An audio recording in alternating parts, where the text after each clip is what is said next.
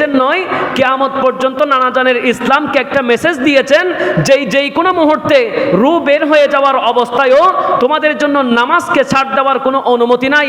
কারণ যেই কোনো সময় তুমি যদি সুস্থ থাকো তাহলে দাঁড়িয়ে দাঁড়িয়ে মৌলার ইবাদত করতে হবে, নামাজ আদায় করতে হবে। অসুস্থ হলে বসে বসে করতে হবে। তার চাইতে আরও বেশি সমস্যা হলে শুয়ে শুয়ে হলেও তোমার নামাজ আদায় করতে হবে। কোনো অবস্থাতেই নামাজ মিস দেওয়া যাবে না। এটা ইমামে আলী মাকাম কারবালার ময়দান থেকে আমাদেরকে শিক্ষা দিয়েছেন। সুবহানাল্লাহ। দেখুন, ইমামে হুসাইন রাদিয়াল্লাহু তাআলা যেদিন 10 মুহররমুল হারাম জুমার দিন ছিল, শাহাদাত বরণ করছেন, ওই দিনই তিনাকে তো বল্লমের উপর বল্লম, তীরের উপর তীর আঘাত করতে করতে সমস্ত শরীরের রক্তগুলো বাহির হয়ে গিয়েছে। একটা সময় গিয়ে যখন জুমার আজান হলো, তরবারিটা হাত থেকে অটোমেটিক তিনি রেখে দিলেন।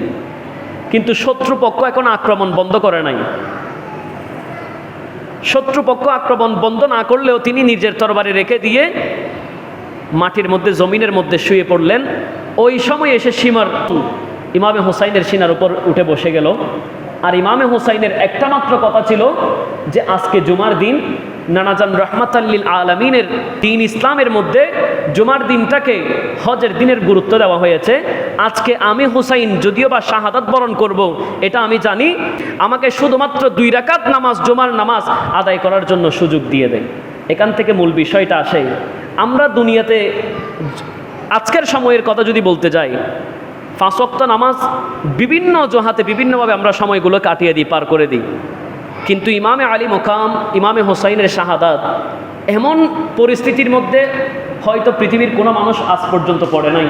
কারণ তরবারির সামনে কে এসে নামাজের কথা বলে?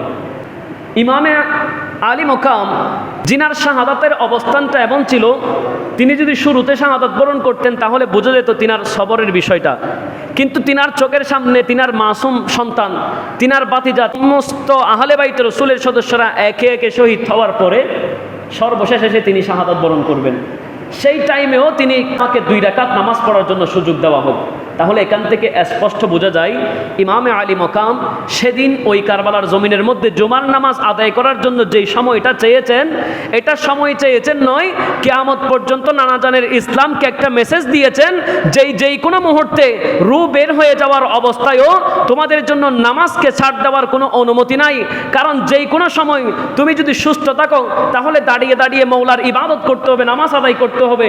অসুস্থ হলে বসে বসে করতে হবে। তার চাইতে আরও বেশি সমস্যা হলে শুয়ে শুয়ে হলেও তোমার নামাজ আদায় করতে হবে।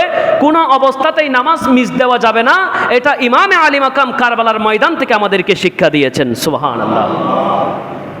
কারবালার জমিন থেকে আমাদেরকে মেসেজ দিচ্ছেন যে আমি ইমামে আলী মাকাম, আজকে গলার ওপর ছুরি চলে যাবে, আমি হুসাইনকে সেজদারত অবস্থায় কতল করা হবে, কিন্তু তবুও এই নামাজ ত্যাগ দেওয়া যাবে না, নামাজ ছেড়ে দেওয়া যাবে না।